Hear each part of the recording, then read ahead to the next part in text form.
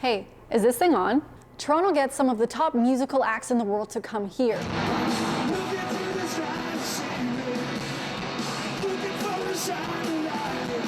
They are the music hub of Canada, where some iconic moments in music history have happened, including big moments at the Friars Tavern, where a group of 5 musicians met an artist named Bob Dylan and would go on to be known as the Band.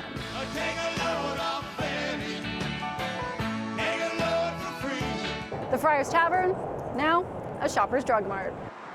The Brunswick House on Bloor Street, where the legendary Etta James to Stevie Ray Vaughan played, well, the Brunswick House, now a Rexall drugstore. The Big Bop, where artists like Alexis on Fire and Billy Talent played to capacity crowds. Now the Big Bop, a big furniture store. Toronto has lost music venue after music venue over the last 2 decades. There was the Generator and the Gasworks and all kinds of those clubs. With the curtains closing on music venues around the city, it actually means that the spaces where artists perfect and hone their talents is actually shrinking.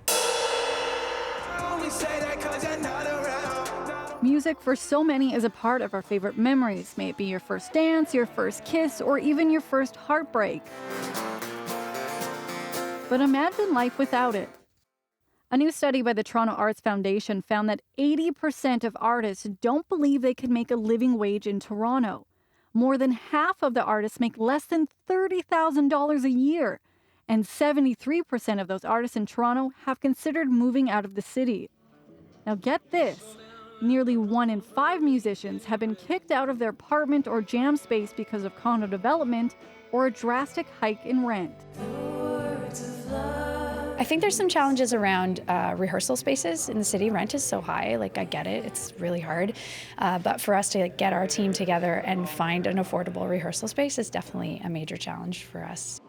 Back in 2014, the city developed a music advisory council, which is made up of musicians, counselors, venue owners, and other industry stakeholders. And they're trying to combat the rising rent costs and closure of music venues. In 2 or 3 of the developments that have opened in the city in the last number of years, last couple of years, we have live workspace for artists, and we hope by creating these spaces for artists, including musicians, that it will help them with the task of doing the work that they do, which is so important to us.